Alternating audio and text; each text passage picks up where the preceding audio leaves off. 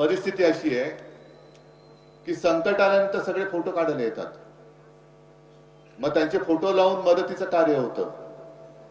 बरोबर ना? आपल्याला वाटतं, म्हणजे आम्हाला शहरामध्ये असं वाटतं, अरे बापरे काय मोठं काम चाललेलं इकडे, हा मोठा माणूस दिसतोय. कसला मोठा माणूस?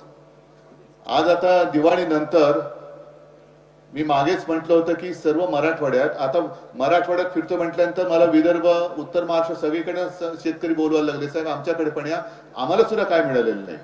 मग नेमकं पैसे जात आहेत कुठे? ज्या भ्रष्टाचाराच्या कथा आपण ऐकतोय, हजारो कोटींचा भ्रष्टाचार होतोय, हजारो कोटी.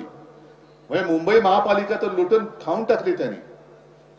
कॉन्ट्रॅक्टरच्या मागे कॉन्ट्रॅक्टर. जे आता ओम दादा तू बोलला ते बरोबर आहे. अदानीच्या सिमेंटच्या पोत्याला कधी हमी भावापेक्षा कमी भाव मिळतो का? आता माझा आपत्तीग्रस्त शेतकरी आहे, त्याला घर बांधायचंय, घर वाहून गेलं. सोयाबीनला हमी भावापेक्षा कमी भाव मिळतोय, म्हणून त्याच्या घराला घर बांधण्यासाठी सिमेंटच्या पोत्याचा भाव कमी होतोय का?